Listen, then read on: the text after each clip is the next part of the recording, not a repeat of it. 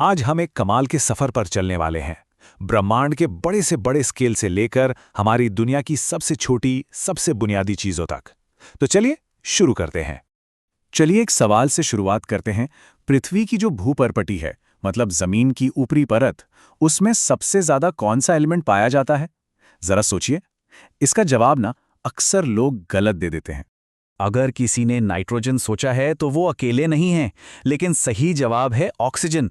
पता है, ये कंफ्यूजन बहुत आम है क्योंकि अक्सर पृथ्वी की भूपर्पटी और उसके वायुमंडल को एक ही समझ लिया जाता है। जमीन में ऑक्सीजन का दबदबा है, जबकि हवा में यानी वायुमंडल में नाइट्रोजन सबसे ज्यादा है। तो चलिए अलग अलग जगहों पर इन एलिमेंट्स की अनोखी रेसिपी क्या है, इसकी एक सैर करते हैं। और शुरुआत अपने घर, अपनी पृथ्वी से ही करते हैं।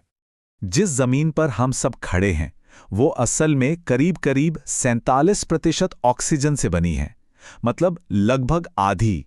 उसके बाद नंबर आता है सिलिकॉन, एल्यूमिनियम और लोहे का।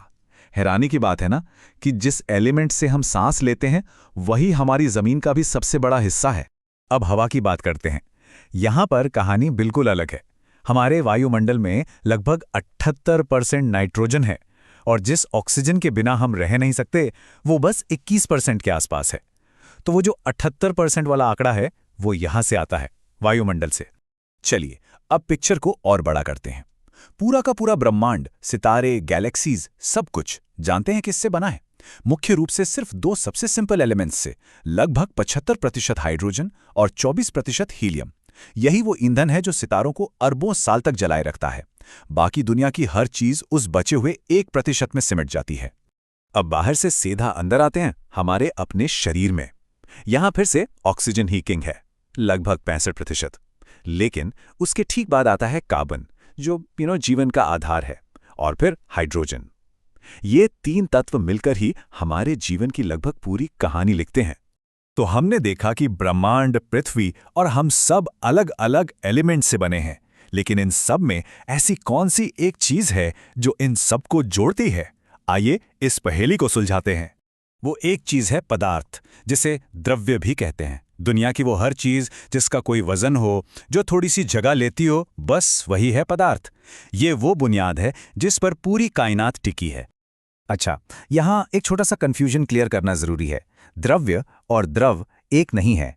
द्रव्य यानी मैटर, वो सब कुछ है जिसका वजूद है, जबकि द्रव यानी लिक्विड जैसे पानी, वो तो पदार्थ की सिर्फ एक हालत है, एक स्टेट है। तो आखिर हम कैसे पहचानें कि कोई चीज पदार्थ है या नहीं? भाई, इसके कुछ पक्के नियम हैं, कुछ फंडामेंटल प्रॉपर्टीज जिन्हें हर पदार्थ को मानना ही पड़ता है। तो देखिए, सबसे पहली बात, पदार्थ का मास होता है और वो जगह भी घेरता है। उसमें इनर्शिया होता है, मतलब कोई चीज रुकी है तो रुकी रहना चाहेगी, चल रही है तो चलती रहना चाहेगी। वो रुकावट पैदा कर सकता है, और सबसे जरूरी, हम उसे अपनी सेंसेस से महसूस कर सकते हैं, छूकर, देखकर, सूंघकर। चलिए अब थोड़ा और जूम इन करते हैं। पदार्थ की प्रॉपर्टीज से आगे बढ़कर अब हम उन कणों के बिहेवियर को देखेंगे जिनसे ये बना है। एक तरह का अनदेखा नृत्य। ये बात ही अपने आप में कितनी बड़ी है कि कोई भी चीज जिसे हम ठोस समझते हैं वो असल में एकसार नहीं है, बल्कि वो अरबों खरबों छोटे छोटे कणों यानी पार्टिकल्स से बनी है। इन कणों को ना एक परिवार की तरह सोचा जा सकता है। उनके बीच एक दूसरे के लिए अट्रैक्शन होता है जो उन्हें एक साथ बांधे रखता है, लेकिन उनके बीच थोड़ी खाली जगह भी होती है। बिल्कुल वैसे ही जैसे परिवार में भी सबको अपना थोड़ा पर्सनल स्पेस चाहिए होता है। और इससे भी मजेदार बात पता है क्या है? ये कण कभी भी शांत नहीं बैठते। वो हमेशा हिलते डुलते रहते हैं, अपनी जगह पर वाइब्रेट करते रहते हैं। उनके अंदर अपनी एक एनर्जी होती है, एक हलचल। तो यहाँ एक सवाल बनता है, क्या होता होगा जब हम इस सिस्टम में बाहर से और एनर्जी डालते हैं, जैसे किसी चीज को गर्म करके? जैसे ही हम गर्मी देते हैं, इन कणों की काइनेटिक एनर्जी बढ़ जाती है। वो और तेजी से और जोर जोर से कांपने लगते हैं और एक दूसरे से दूर भागने लगते हैं। असल में यही वजह है कि बर्फ पिघलकर पानी और पानी उबलकर भाप बन जाता है। सब इन कणों की बढ़ती हुई एनर्जी का ही खेल है। तो चलिए अपने सफर के आखिरी पड़ाव पर चलते हैं और देखते हैं कि ये जो छोटे छोटे कण हैं, ये आखिर हैं क्या। पदार्थ के ये कण असल में दो तरह के होते हैं, परमाणु यानी एटम और अणु यानी मॉलिक्यूल। परमाणु किसी भी एलिमेंट की सबसे छोटी, सबसे बुनियादी इकाई है, और जब दो या दो से ज्यादा परमाणु आपस में जुड़ जाते हैं तो वो एक अणु बनाते हैं। और यही सबसे माइंड ब्लोइंग बात है। सितारों से लेकर हम इंसानों तक इस ब्रह्मांड की हर एक चीज सिर्फ इन्हीं दो तरह के कणों से बनी है, परमाणु और अणु। बस इनके अलग अलग कॉम्बिनेशन से ही ये पूरी कायनात बनी है। सोचिए, हमने कहां से शुरू किया था? हमने अपने ग्रह को देखा, फिर वायुमंडल और पूरे ब्रह्मांड को। उसके बाद हम अपने शरीर के अंदर झांके और आखिर में उन सबसे छोटे कणों तक पहुंच गए जो इन सबको बनाते हैं।